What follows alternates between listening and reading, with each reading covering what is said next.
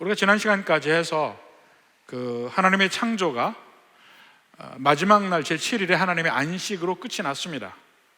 끝이 났는데 그 창조의 기사의 관점하고 또 다른 관점으로 창조의 기사를 쓴 것이 있는데 그게 바로 오늘의 본문입니다. 한번 봅시다. 4절부터 보면 이것이 천지가 창조될 때 하늘과 땅의 내력이니, 이렇게 하늘과 땅을 창조하시는데 하나님이 땅과 하늘을 만드시던 날에, 다시 그때를 돌이켜 얘기합니다. 만드시던 날에 그때의 상태를 이야기하는데, 이 창조 중의 이야기죠. 그러니까 창조 전에 뭐 흑암이 깊음에 있고 하나님의 신이 수면에 운행하신다는 그 상태가 아니고, 이미 창조 중간에 지구의 관점에서 6일째를 생각해 보는 겁니다. 6일째를 보면, 그러니까 그 1장 11절에도 보면 땅은 풀과 씨 매는 채소 종류대로 다 있으라 하고 얘기하는데 셋째 날에 있었단 말입니다. 근데 그 셋째 날에 있었던 그 상태를 다시 한번 5절에서 이야기를 합니다. 뭐 하나님이 땅에 비를 내리지 아니하셨고 쭉 그 상태를 얘기하는데, 자, 이것이 우선 4절 처음부터 이것이 천지가 창조될 때에 하늘과 땅의 내력이니 그랬습니다. 하늘과 땅의 내력이니. 근데 이것을 내력이라고 하는 말이 톨레도트라고 하는 말인데, 이건 사실은 계보라는 말입니다. 계보. 이 창세기 보면 여러 가지 내력의 출발점을 씁니다. 그 출발점을 쓰는데 그걸 다른 데서는 계보라고 했는데 여기서는 계보라고 굳이 할 수가 없어요. 그러니까 창조에 관한 이야기니까 내력이라고 이야기했는데, 그것이 다른 데서는 전부 계보 또는 족보라고 이야기할 수 있습니다. 그래서 모든 것의 출발점을 이야기하는 것이 창세기인데, 그 천지 만물의 창조 출발점 여기 얘기하고 2장 4절에서도 또 다른 출발점이 창세기에는 많이 나옵니다. 대표적인 예로 5장 1절을 봅시다. 5장 1절을 보면 이것은 아담의 계보를 적은 책이라. 하나님이 사람 창조하실 때 그러는데 아담의 계보, 아담의 족보가 이렇게 시작이 되는데 하는 말입니다. 그러니까 이 아담에서부터 사람의 출발점이 이것이라는 얘기를 얘기하는 것이고, 또 6장 9절에 봅시다. 이것이 노아의 족본이라. 그러니까 노아에서부터 출발해서 쭉 또 계보가 나옵니다. 그러니까 노아에서부터 출발하는 것이죠. 또 10장 1절도 보면 노아의 아들 셈과 함과 야벳의 족보는 이러하니라. 이 족보라는 말이 전부 톨레도트라고 하는 말인데, 무엇의 시작이라, 계보다, 계보의 출발점이다, 뭐 이런 얘기입니다. 그러니까 창조 기사에 초점을 맞춰서 그 모든 태초에 출발할 때 이런 일이 있었다 하는 얘기입니다. 그러면서 그 다음에 여호와 하나님이 땅과 하늘을 만드시던 날에, 창조 때를 다시 반복하는 얘기입니다. 관점이 근데 틀려요.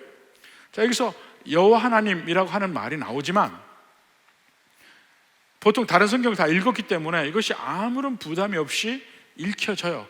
근데 사실은 이것이 굉장히 그 당시의 사람들이 읽을 때는 쇼킹한 이야기입니다. 여호와 하나님이라고 하는 말 자체가. 왜냐하면 1장에서부터 지금 이제까지 2장 3절까지 보면 전부 하나님이라고만 나왔어요. 하나님, 엘로힘이라는 말이 나왔습니다. 엘로힘이 이렇게 천지를 창조하시고 엘로힘이 이렇게 창조하시고, 이것이 계속해서 나왔어요. 근데 이것은 이스라엘 백성들뿐만 아니고 그 당시 고대 근동의 모든 사람들이 여기까지 2장 3절까지 읽어도 아무런 마음의 부담이 없이 읽을 수 있습니다.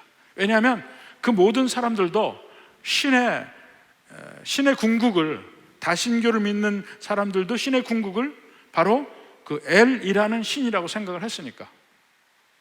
그러니까 엘이라는 신이 이렇게 창조했다, 모든 사람이 다 받아들일 수 있는 그런 말이었어요. 다 그렇게 시작했어요. 그런데 갑자기 뜬금없이 4절에 가서는 여호와 하나님이라고 얘기합니다. 야훼 엘로힘이라고 합니다. 여기서 선포하는 것은 뭐냐면 지금까지 이야기한 엘로힘, 모든 고대 근동의 부족들이 다 신이라고 인정하는 그 엘로힘, 이게 보통 명사입니다. 보통 명사이기도 하고 그들의 신앙의 가장 신 중에 우두머리 신을 엘이라고 했으니까 그 엘이 천지 만물을 창조했다는 거 다 인정하지만 갑자기 여호와 그가 엘로힘이라는 얘기예요. 여호와가 엘로힘이다. 이 창조기사 전체에 엘로힘이란 말이, 이 단어가 전부 35번이 나옵니다. 그러니까 그것도 의미가 있어요. 개수도 35번이라는 것은 7 곱하기 5 아니에요. 7이라는 숫자가 계속해서 나옵니다. 예, 완전수, 성경에서 이야기하는 완전수. 그렇게 나오면서 엘로힘이라고 했는데 그 엘로힘이 여호와라는 얘기예요. 사실 이 창세기 전체에서 보면 거의 대부분 창세기에서는 하나님을 엘로힘의 하나님으로 주로 보여집니다. 그리고 출애굽기에서 보면 알 수 있지만 이 창세기에서 나오는 하나님은 주로 어떤 면으로 보여지냐면 전능하신 하나님으로 보여집니다. 그래서 전능하신 하나님이 히브리어로 엘샤다이예요. 엘샤다이, 전능하신 하나님, 엘이란 말입니다. 주로 엘이라고 표현되어 있어요. 그러니까 다른 성경에서 보면 우리 하나님을 엘이라고 물론 이야기하는 적들이 많이 있습니다. 엘샤다이라는 말도 있고 엘올람이라는 말도 씁니다. 엘올람은 영원하신 하나님이라는 뜻이에요. 하나님의 이름을 이야기할 때 그렇게도 이야기합니다만 그분이 일반적으로 모두 그냥 신, 창조주 이렇게 이야기하는 그 말이 여기서는 이스라엘이 믿는 바로 그 신, 이름이 있어요. 여호와라는 신이 엘로힘이라는 겁니다. 완전히 새롭게 나오는 거예요. 그러면서 끊임없이 2장에서 쭉 4장까지 여호와 하나님이라고 말을 계속 붙여서 나와요. 이제는 엘로힘이라고만 썼다가 그분이 바로 여호와다, 여호와, 그래서 여호와 하나님 이렇게 해서 같이 쓰고 있어요. 마치 우리가 예수라는 분이 메시아다라는 면을 헬라적으로 표현하면 그리스도잖아요. 예수 그리스도라고 이야기하는 것이 그리스도가 예수님의 개인적인 이름이 아니에요. 타이틀이에요. 타이틀. 최규현 목사 하면 목사는 일종의 타이틀이에요. 최규현이라는 것이 제 이름이잖아요. 예수 그리스도는 타이틀이에요. 그분의 개인적인 이름이 예수인 거예요. 그런데 지금 모세가 창세기 2장 4절에서 선포하는 건 뭐냐면 엘로힘이 이스라엘의 신인 여호와가 엘로힘이라는 거예요. 그가 엘로힘이라는 거예요. 사실은 여기서 이제 여호와 하나님이라는 면에 2장에서 쭉 나오는데 1장에서는 엘로힘으로만 나옵니다. 근데 1장도 창조의 기사이고 2장도 창조의 기사예요. 그런데 완전히 서로 다른 관점에서 창조를 보고 있습니다. 1장과 2장을 비교를 해보면 1장에서는 하나님이 창조를 하시는 아주 초월적인 존재로 비춰져요. 창조 밖에서 하나님이 마치 어떤 작품을 만들듯이 하늘과 땅을 만드시고 공창을 만드시고 물을 갈라놓고 지구를 만드시고 모든 걸 만드시고 그걸 채우는 그 광경이 보입니다. 그 밖에서 초월적인 존재예요. 2장의 하나님은 내재적인 존재예요. 그 무슨 얘기냐면 바로 그 창조 속에 들어와 계셔요. 에덴 동산에서 아담이라는 그 사람과 이야기도 하시고 함께 거기에 존재하시는 바로 옆에 계시는 하나님인데 1장에서는 이 창조 만물 밖에 계시는 하나님인데 2장의 하나님은 에덴 동산에 같이 있는 인간과 함께 계신 하나님이 나와요. 1장에서는 하나님의 통치, 주권 이것이 강조됩니다. 하나님이 다스리는 거예요. 모든 피조물 중에 인간도 들어가요. 그런데 2장에서는 그 모든 창조의 중심이 인간이고, 인간에게 하나님이 자유도 주시고 선택권을 주셔요. 그리고 책임도, 그 선택에 대한 책임도 물으십니다. 오늘 읽을 말씀 중에 있죠? 선악을 알게 하는 동산의 모든 나무의 실과는 내가 먹되 열매는 내가 임으로 먹되. 16, 17절. 선악을 알게 하는 나무의 열매는 먹지 말라. 먹는 날은 반드시 죽으리라. 다 먹되, 인간의 자유. 모든 것을 경작하는 사람으로 인간의 자유. 근데 거기에 대한 책임이 따릅니다.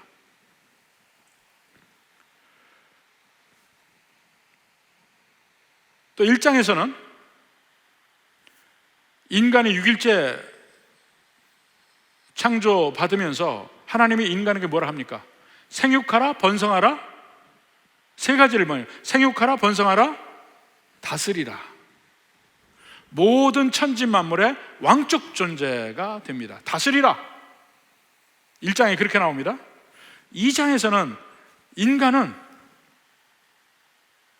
하나님을 인정하고 하나님의 말씀을 지켜야 되는 존재로 나와요. 하나님의 명령이 처음으로 또 임해. 이건 하지 마라, 이건 하고 이건 하지 마라. 하면 넌 죽으리라. 그걸 지켜야 되는 존재가 되는 거예요. 또 1장에 보면 남자와 여자가 나오는데, 1장에 있는 남자와 여자는 생육하고 번성하는 존재예요. 짐승의 암수와 같이 남자와 여자가 생육하고 번성해 육체적 연합이 강조되어 있습니다.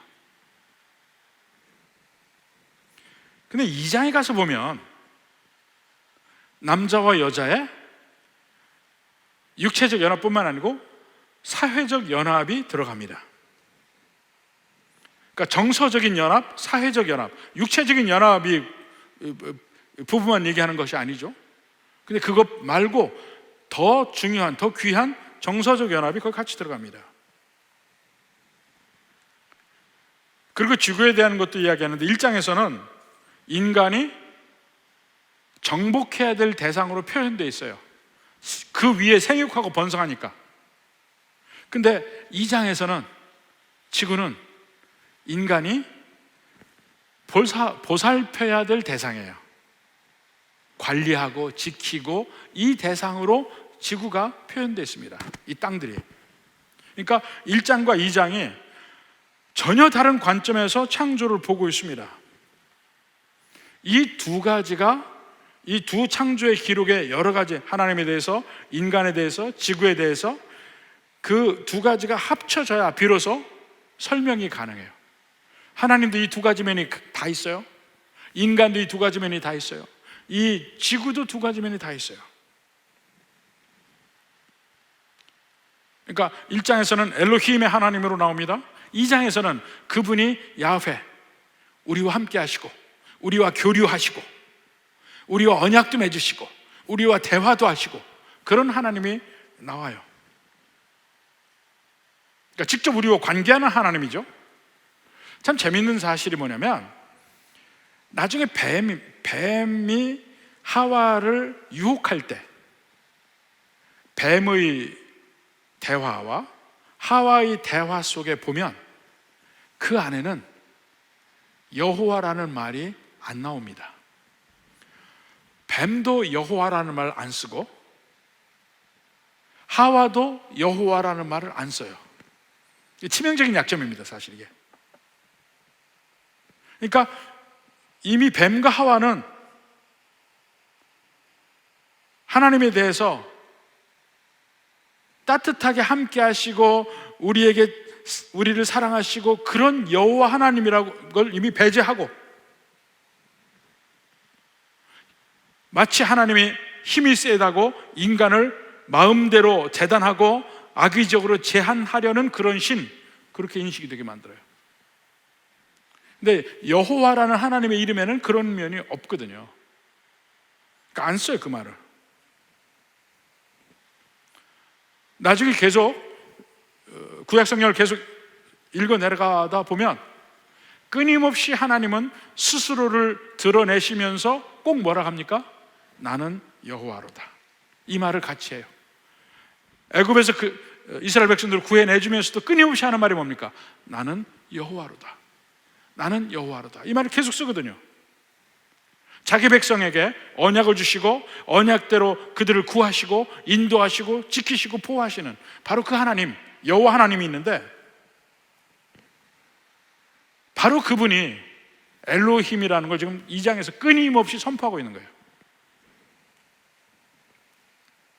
자, 여호와 하나님이 땅과 하늘을 만드시던 날에, 그러니까 여기서 중요한 것은 이미 땅과 하늘을 엘로힘이 만들었다고 얘기했어요, 1장에서. 그런데 2장에서는 여호와 그분이 엘로힘으로서 그 일을 하셨다는 거예요. 그걸 얘기하기 위한 겁니다. 자, 이제 창조 전 상태를 한번 봅시다. 근데 여기서 창조 전 상태는 인간을 창조하기 전 상태의 지구를 이야기해요. 5절 6절 봅시다. 여호와 하나님이 땅에 비를 내리지 아니하셨고 땅을 갈 사람도 없었으므로, 경작할 사람이 없다는 얘기예요. 관리할 사람이 없다는 얘기예요. 들에는 초목이 아직 없었고 밭에는 채소가 나지 아니하였으며 안개만 땅에서 올라와 온 지면을 적셨더라. 그러니까 그 전에 식물이 있는데 초목이 없고 채소가 없는 상태, 식물이 있는 것이 어떤 상태인지 잘 모릅니다.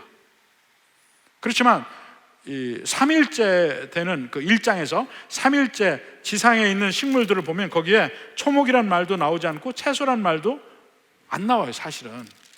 근데 그러니까 여기서는 땅이 경작되지 않은 상태에서 비도 없었고 경작할 사람도 없었고 초목도 없었고 채소도 없었다는 거예요. 그러니까 여기서 쓰는 단어대로 그 앞에 3일째는 없어요. 다른 단어예요. 그러니까 어떻게 형태가 바뀌었는지는 모르지만 여기서 얘기하는 건 뭐냐면, 지구가 존재할 때 인간이 없으면 지구도 아무짝에 쓸모없다는 얘기예요. 인간이 없으면 이 온 우주도 인간이 빠지면 아무런 목적도 의미도 없고 쓸모도 없다는 얘기예요.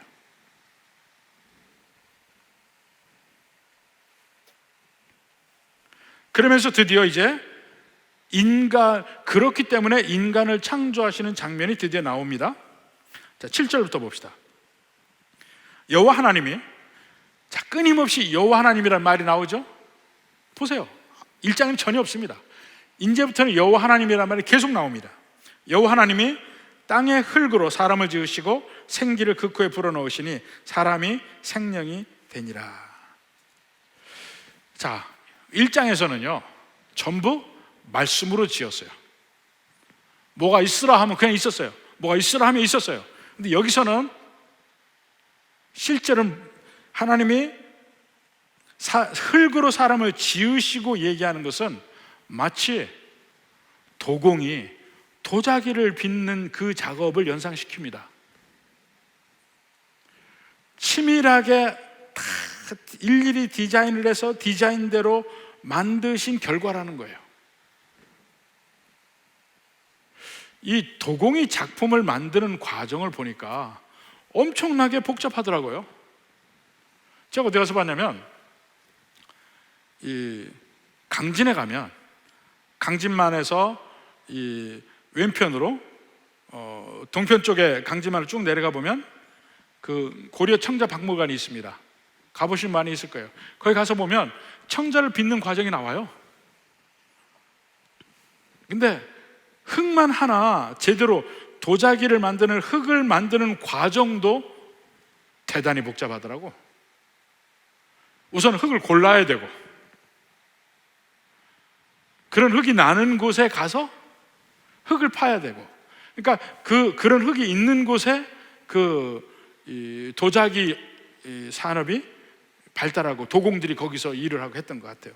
우선 발견해야 되고, 그걸 속에 아무런 이물질이 없게 하고 흙을 아주 곱게 하고, 이런 모든 과정이 대단히 힘들고 복잡하니, 그 과정을 하나님이 일일이 다 그 과정을 거치면서 만드셨다는 의미예요. 하나님이 인간을 흙으로 지으셨다는 얘기가 그거예요. 만약에 요즘에 흙으로 뭐 합니까? 흙으로 이 자동차 같은 거를 만들 때, 디자인할 때 먼저 흙으로 빚습니다. 빚어서 그걸 만들어 놓고 그것이 합격하면 그걸로 이제 철판을 만들고 이렇게 합니다. 근데 아주 정교하게 만들어요. 근데 자동차하고 비교도 할 수 없게 인간을 만들어요. 이 속까지 다 만든다고 생각해 보십시오. 이렇게 만드는데 흙으로 빚으셨다고 그래요. 근데 여기서 생각나는 것은 제가 이제 유학 가서 공부할 때 얘기인데, 아주 시시때때로 그 백인들이 자기들이 우월하는 걸 자꾸 표현을 해서 사람을 빈정을 상하게 합니다. 근데 이제 한 번은 선교학 시간에 한번 그런 얘기를 한 적이 있는데, 우리에게는 그 창조에 관한 면을 이야기하는 게 있다 하면서 소개를 했어요. 뭘 소개를 했냐면, 하나님이 흙으로 이렇게 해서 사람을 지으시는데 처음에 딱 빚었는데 설어서 충분히 안 구워져 가지고 나온 게 백인이다. 그러다 이거 너무 설었는데 다시 좀 더 이렇게 많이 했는데 이번에는 웰단으로 나왔어요. 웰단. 너무 구워져 가지고 시커멓게 나온 거야, 인간이. 그게 흑인이다. 그 다음엔 조심해서 하나님이 적당하게 했더니 아주 알맞게 구워져서 나오는데 그게 황인이다 그랬어요. 그러니까 막 사람들이 웃고 난리치고 하는, 백인은 백인대로, 흑인은 흑인대로 자기들이 가장 우월하다는 이 창조의 어떤 그런 유모가 있는 그런 이야기들이 있습니다. 근데 우리는 그런 얘기를 해줬어요. 우리는 가장 적당하게 구워진, 가장 발달된 사람들입니다. 근데 이 세 인종을 이렇게 비교를, 색깔별로 얘기한 거니까 비교를 해보면 참 재밌습니다. 이 겉모습은 이 백인이 제일 멋있어요. 인종 대 인종으로 비하면 백인이 제일 멋있는데, 이 사람들은 피부가 엄청 안 좋아요. 조금만 있으면 금방 다 늙어요. 피부도 다 쪼글쪼글하고 아주 보기 흉하게 피부가 그렇습니다. 젊은 사람들 보면 피부가 안 좋아요. 근데 흑인들은요, 피부 기가 막힙니다. 검지만 이렇게 보면 피부가 반짝반짝하면서 탄력이 아주 많아요. 이 육상 선수들이 흑인이 많은 이유가 이 근육의 질이 다른 것 같아요. 이 사람들은 기가 막혀요. 근데 그 사람들의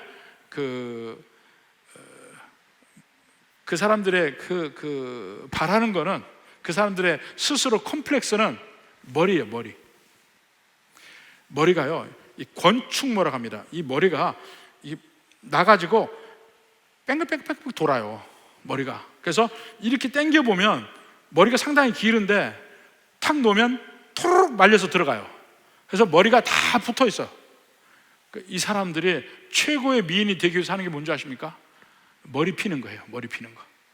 이걸 펴요. 막 지져가지고 온돌에서 약품 해가지고 이렇게 피면 펴집니다. 그러니까 이상하게 이렇게 펴진 머리들 있죠? 그게 다 속으로 딸려 들어간 머리를 다 펴서 그렇게 된 거예요. 그러니까 부시시하게 이렇게 핀 머리도 그 사람들은 굉장히 돈 들인 머리예요. 그 머리. 우리나라 황인종들은 조금 백인들하고 좀 틀려요. 어떻게 틀리냐면, 백인들은 주로 육식을 했던 것 같아. 육식을 해서 이 턱들이 발달하지 않았습니다. 근데 황인들은 이 턱이 굉장히 발달했어요. 그러니까 턱이 발달하고 입이 나오고 이런 사람들이, 황인들이 많습니다. 왜냐하면 대개 곡물을 씹어 먹어서 그렇대요. 곡물을 씹어 먹어서 이 턱이 발달했다고 그러더라고요. 그 사람들은 그게 아니에요. 주로 육식을 많이 하고 밀가루로만 먹고 이렇게 해서 그렇다고 하는데, 여하튼 세종의 사람이 나중에 나오지만 인간을 그렇게 빚어서 창조했다 하는데 뭘로 했냐면 흙으로 만드셨다고 그랬어요. 흙이란 말이 히브리어로 좀 몇 종류의 단어가 따로 있습니다. 여기서 흙이란 말은 이 땅 자체의 어떤 그 퀄리티를 이야기하는데, 흙이 이렇게 부슬부슬 하잖아요. 부슬부슬한 그 흙. 그러니까 이거를 영어로는 더스트라고 얘기합니다. 더스트인데 먼지라는 의미도 되고 먼지 풀풀 나는 흙의 의미도 돼요. 근데 그 흙이에요. 어떤 지역이다, 우리 땅이다는 그 땅이라는 의미는 또 다른 말이 있습니다. 에레츠라는 말이 있는데 그 말 말고 여기서는 이 땅의 본질로서 푸석푸석한 먼지가 흩날리는 그 흙, 이 본질적인 면에서 이것을 아드마라고 합니다. 아드마라고 하는데 흙의 이름이 아드마예요. 근데 이 아드마라는 말이 어디서 나왔냐면 불다는 말에서 나왔어요. 불다. 에서의 다른 이름이 에돔이죠. 에돔은 그가 붉은 털이 그에게 있어서 에돔이란 말이 붙여져요. 에돔이란 말이 불다는 말이에요. 그래서 땅이 붉어서 아드마라고 했어요. 거기에 그 뒤에 전미사가 붙어가지고 아드마라고 얘기했습니다. 그러면 땅이 황색인 게 맞잖아요. 붉으니까. 천자문에도 제일 먼저 그렇게 나옵니다. 하늘천 따지 거물현 누루항해요. 참 그것도 기가 막히게 맞다니까요. 하늘은 검고 땅은 누렇다. 천자문 첫 번째 그 문장 아니에요. 땅은 누렇다. 히브리어에서도 땅은 누렇다는 거예요.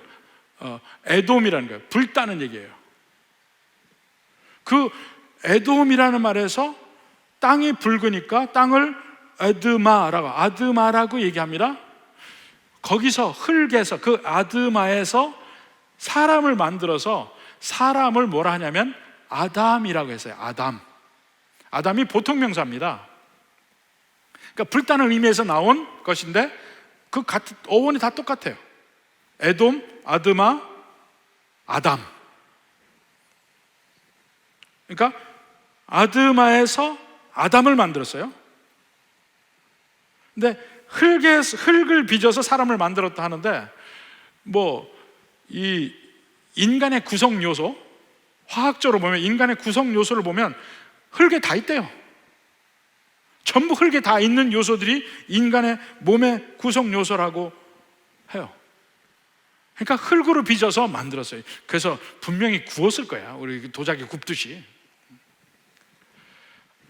욥기 10장 9절도 봅시다. 욥기 10장 9절. 기억하옵소서 주께서 내 몸 지으시기를 흙을 뭉치듯 하셨거늘. 똑같이 나오죠? 흙을 뭉치듯. 우리는 마치 흙을 뭉치듯 우리를 지었어요. 다시 나를 티끌로 돌려보내려 하시나이까. 근데 죽게 됐다는 얘기죠. 티끌이란 말이 뭐예요? 흙이란 말이에요. 아드마예요. 아드마. 이 같은 말입니다. 그러니까 흙으로 지었다.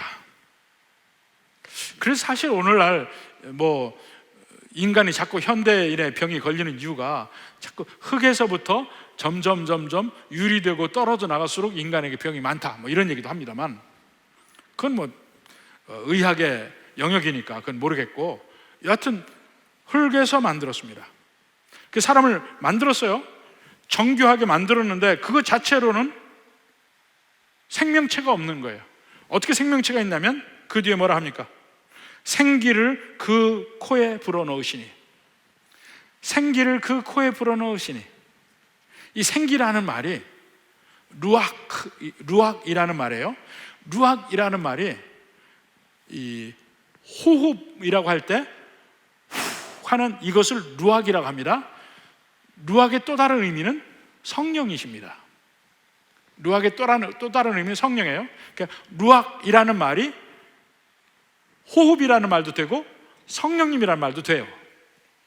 그러니까 생기를 불어넣으셨어요. 그 호흡을 훅 하고 불어넣은 겁니다. 그러니까 생기를 불어넣으니까 사람이 살아서 생령이 되었다. 우리말로 생령도 문제가 있다고 얘기했죠. 영어 성경에 보면 living soul이라고 되어 있습니다. living soul. 살아있는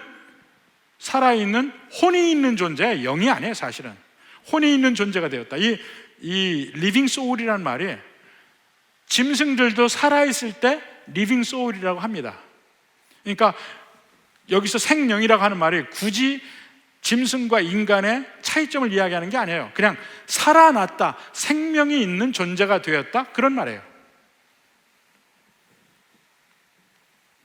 그냥 생기를 훅 불었더니 살아났어요. 살아있는 존재가 됐어요. 그 말을 하는 겁니다. 자, 이런 면 한번 봅시다. 에스겔서 37장 9절 봅시다.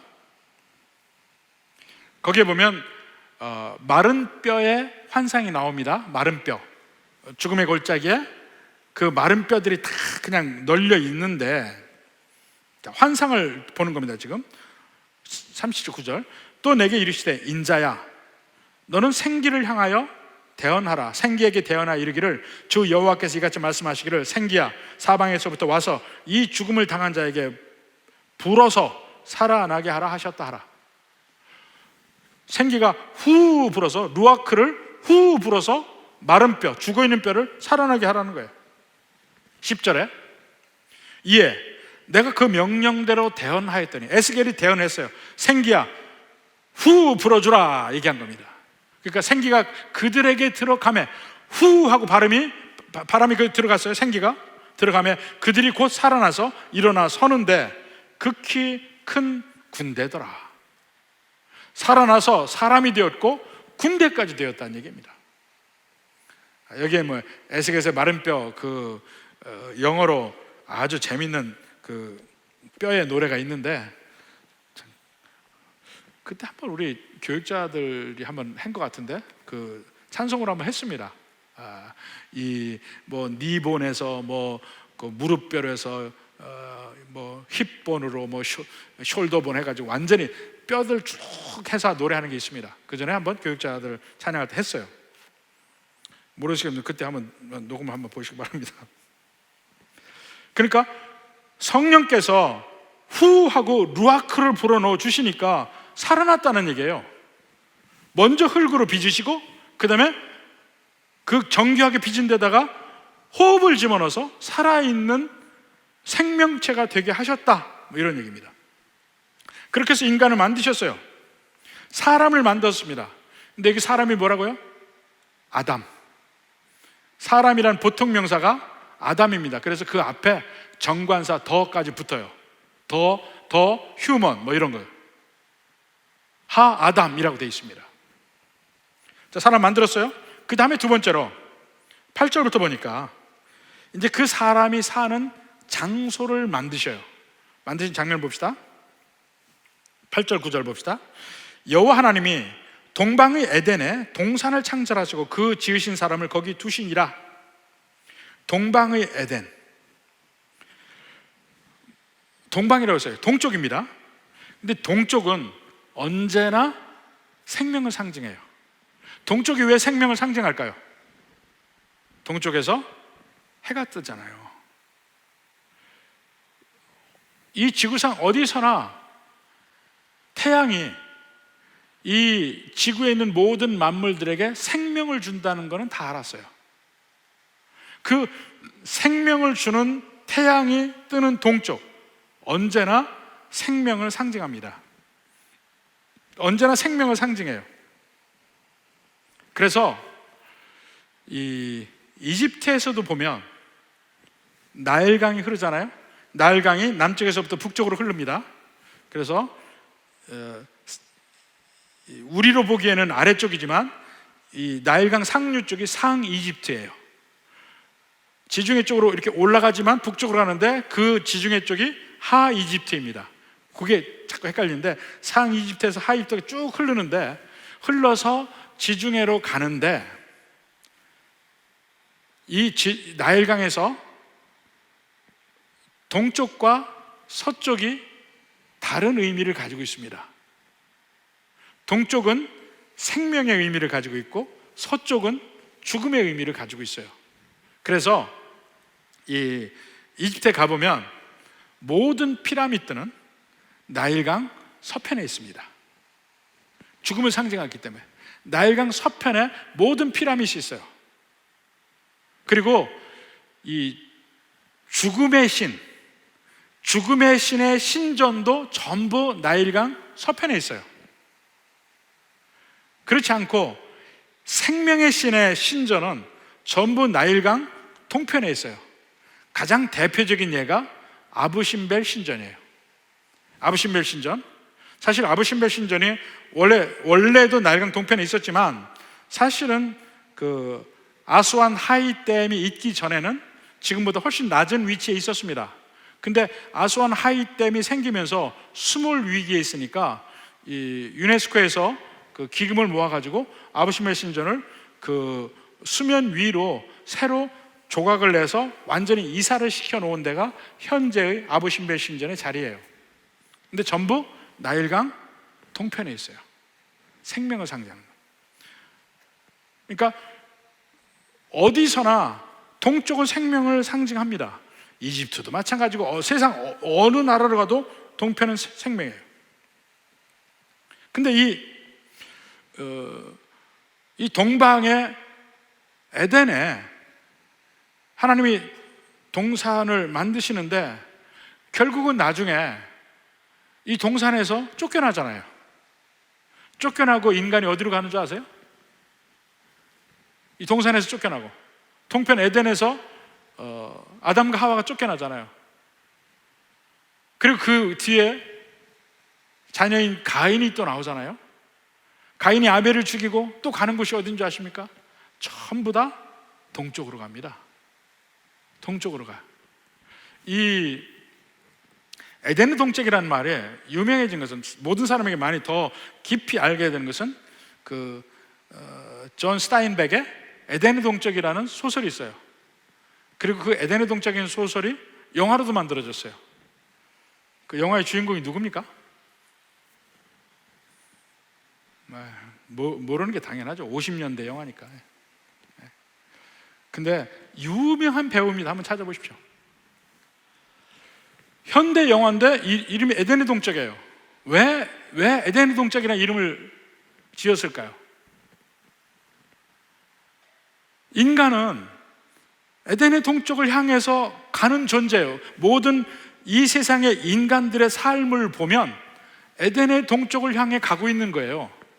무슨 얘기냐면 에덴에서 떠났어요. 쫓겨났어요. 에덴을 등지고 있어요. 에덴에서부터 동쪽을 향해 가고 있어요. 근데 동쪽을 향해 가고 있는 마음 뭡니까? 생명을 갈구하는 마음이에요. 생명을 구하러 동쪽으로 가는 거예요. 그런데 문제는 진짜 생명의 원천인 에덴은 등 뒤에 있어요. 그게 에덴의 동쪽의 의미입니다. 근데 성경에 보면 전부 죄 많은 인간들이 가는 곳이 동쪽을 가요. 4장 16절 봅시다. 창세기 4장 16절. 가인이 여호와 앞을 떠나서 에덴 동쪽 놋 땅에 거주하더니, 가인도 에덴의 동쪽으로 가요. 놋이라는 곳에서 거주하기 시작합니다. 근데 거기에 그가 찾는 생명과 평강이 있을까요? 없습니다. 11장 12절 봅시다. 이에 그들이 동방으로 옮기다가 신할 평지를 만나 거기 거류하며. 노아의 후손들이 동방으로 가요. 동방으로 왜 갑니까? 생명을 향해서 가는 거예요. 근데 신할 평지에서 거류합니다. 신할 평지에서 무슨 일이 일어납니까? 거기서 바벨탑을 짓습니다. 바벨탑을 지어요. 창세기 11장에 바벨탑 사건이거든. 동방으로 가서 바벨탑을 지어요. 그게 모든 이제까지 인류의 삶을 축약적으로 얘기하고 우리 개인의 삶에도 축약적으로 이야기하는 거예요. 우리는 이 세상에서 생명을 갈구해서 세상에서 뭔가 나의 생명에 필요한 것이라고 구해서 열심히 얻으려고 합니다. 물질도 얻으려 하고 건강도 얻으려고 하고 인기도 얻고 권력도 얻고 힘도 쓰고 이게 전부 나의 생명을 위해서 좋은 것 같아. 근데 사실은 그게 에덴의 동쪽이야. 에덴은 등지고 있는 거야. 아브라함이 가나안 땅에 갈 때 조카 롯과 함께 갔습니다. 근데 하나님이 그에게 복을 주시고 함께한 롯에게도 복을 주셔서 그들이 양떼도 많아지고 하인들도 많아졌어요. 서로 이제는 물을 가지고 다투게 생겼습니다. 그러니까 아브라함이 이야기했죠. 롯에게 우리 서로 갈라시자. 네가 동쪽으로, 네가 좌하면 내가 우하고 네가 우하면 내가 좌할게 얘기합니다. 그러니까 롯이 먼저 선택권이 있죠. 근데 보니까 요단 동편이 기름지고 에덴 같아. 거길 택하러 갑니다. 동쪽으로 갑니다. 근데 거기에 어디로 가요? 소돔으로 가요. 보십시오. 13장 11절. 이에 롯이 눈을 들어 요단 지역을 바라본즉, 요단 지역을 바라본다면 이미 거기가 동쪽이에요. 왜냐하면 아브라함과 롯이 있는 곳이 요단강 서편에 이 산지에 있었거든요. 요단강 서편 산지에서 요단강 바라보니까 동편을 바라본 거잖아. 동편을 바라보니까 소알까지 온 땅에 물이 넉넉해. 평지이고 물이 넉넉해. 거기 가면 거기가 마치 에덴과 같아. 그 앞에 10절에 보여. 10절 11절 보자. 11절. 그러므로 롯이 요단 온 지역을 택하고 동으로 옮기니 그들이 서로 떠난지라. 동으로 갑니다. 그래서 바로 에덴 동산 같은 이곳을 택해서 가는데 역시 거기는 소돔과 고모라입니다. 멸망의 길입니다. 아브라함도 이삭을 통해서 하나님이 복 주시지만 그 뒤에 아들들도 많아요. 근데 그 아들들을 다 어디로 보내냐면 동쪽으로 보냅니다. 25장 6절 봅시다. 자기 서자들에게도, 아브라함의 서자예요. 재산을 줘. 자기 생존을 알고 자기 아들 이삭을 떠나 동방 곧 동쪽 땅으로 가게 하였더라. 모든 거에 생명을 향해 가는 인간의 마음이 표현되어 있습니다. 그런데 그걸 보면 우리 조상들은 동쪽 중에 동쪽으로 왔잖아. 동쪽 가장 끝에 온 게 우리 조상들인가. 가장 생명을 향한 갈구가 많은 것 같아요. 심지어는 옛날에 우리 조상들과 멀지 않은 친척들이 이 아시아 대륙과 북아메리카 베링해가 그냥 육지로 연결되었을 때 그쪽으로 넘어가서 살게 되는 사람들이 지금 아메리칸 인디언들이에요. 그쪽으로 넘어갔다는 게 거의 증명이 되어 있으니까 동쪽으로 간 사람들이에요. 이렇게 그 동편에 에덴을 두었다. 바로 에덴이 생명의 곳이라는 것을 이야기하는데 나중에 인간이 에덴을 떠나서 에덴에서 쫓겨나서도 계속 동쪽으로 가는 면이 있는데 그 동쪽이 결국은 에덴의 동쪽이더라. 뭐 이런 얘기입니다. 근데 그 에덴이라는 곳 자체가 에덴이라는 말이 원래의 의미가 기쁨이라는 의미예요. 히브리어로 기쁨이라는 의미인데 이 에덴이라는 거를 곧 이 헬라어로 번역한 성경이 있거든요. 70인역. 헬라어로 번역한 성경을 보면 바로 이 에덴이라는 말이 헬라어의 기쁨이라는 의미의 단어로 바뀌어 있습니다. 번역이 되어 있어요. 그게 뭐냐면 파라다이스예요. 파라다이스란 말이 기쁨의 곳이라는 의미인데 바로 그 파라다이스가 예수님이 십자가에 못 박히셨을 때 양쪽의 강도들이 처음에 예수님을 모욕합니다.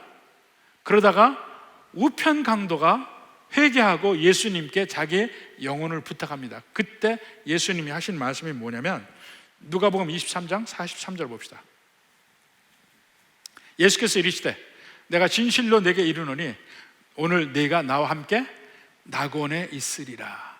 근데 이 낙원이란 말이 파라다이스입니다. 그러니까 예수님이 이제 십자가형을 받고 죽으신 다음에 가시는 곳이 파라다이스라는 거예요. 그게 오늘 우리가 읽은 동편에 하나님이 만드시는 에덴이라는 거예요. 에덴. 그러니까 결국은 우리가 그 뒤에 보면 아담과 하와가 하나님께 죄를 짓고 에덴 동산에서 쫓겨나지만 결국 하나님이 다시 우리를 에덴 동산으로 다시 복귀시키는 겁니다. 근데 새로운 에덴 동산은 옛날의 에덴보다 훨씬 더 좋은 곳이에요. 바로 그것이 이제 나중에 요한계시록 보면 새 예루살렘 성으로 나옵니다. 그건 나중에 다시 이야기하겠지만, 이렇게 하나님이 동편에 에덴이라는 동산을 만드셔서 거기에 인간을 인도하셨다. 이 장면까지 보고 오늘 여기서 마치도록 하겠습니다. 왜냐하면 그 뒤에 계속 같은 본문으로 하반부의 얘기를, 에덴 동산 안에서 있었던 얘기, 하나님의 모든 것을 더하여 볼 수 있도록 하겠습니다. 여기까지 봅니다. 오늘에서는 하나님이 창조의 기사에서 1장의 창조와 2장의 창조가 상당히 다른 관점에서 쓰여졌죠. 같은 창조에 대해서 하나님의 두 가지 측면, 인간의 두 가지 면, 또 부부관계의 두 가지 면, 모든 면을 이렇게 같이 함께 보았습니다. 그리고 인간의 하나님 만드시는 인간이 어떻게 지음을 받았나 하는 것과 에덴 동산, 이것을 함께 보았습니다.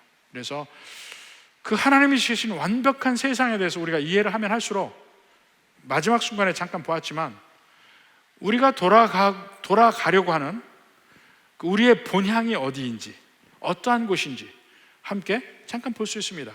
그리고 우리가 원래 하나님은 우리에게 얼마나 좋은 것을 주셨는데 우리는 그것을 잃어버리고 지금 여기 있나, 이것도 한번 볼 수가 있고, 이런 면에서 깊이 함께 볼 수 있기를 바랍니다.